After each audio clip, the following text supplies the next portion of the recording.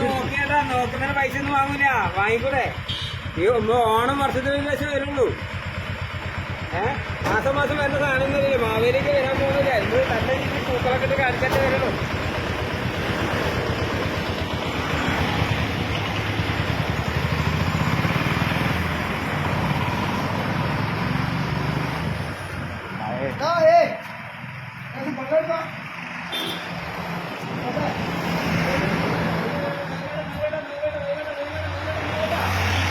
happy ആണോ ഏട്ടാ happy ആണോ